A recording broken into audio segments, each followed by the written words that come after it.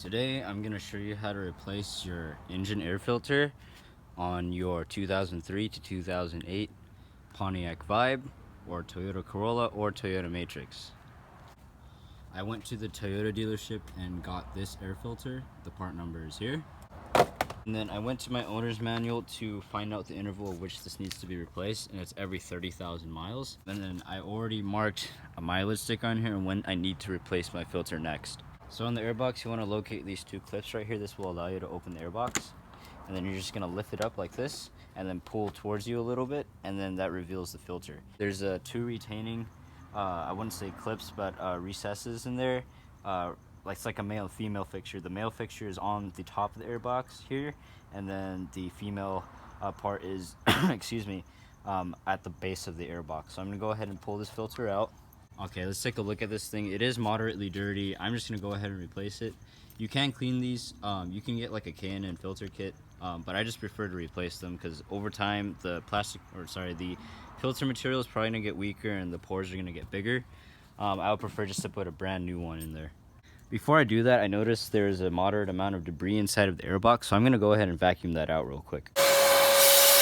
And then some of the debris got stuck in there. The vacuum didn't suck it out, so I'm going to agitate it with a detailing brush here. Alright, that looks nice and clean.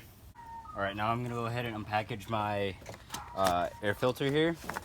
And take note of the orientation of how the old filter was.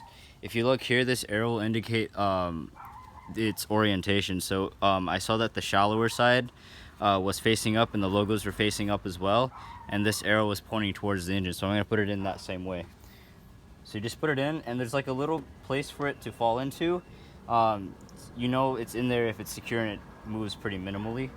The other thing you want to do before you clip this back in is you want to push the male and female slots in first, like this. Make sure it's pushed in, and then what you're going to do is you're going to get your clips right here and just clip them in one at a time. And we're almost finished. So some of your cars, on the back of the airbox here, there will be a vacuum line. Just make sure that did not disconnect.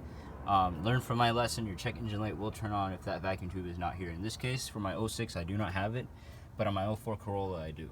So take note of that.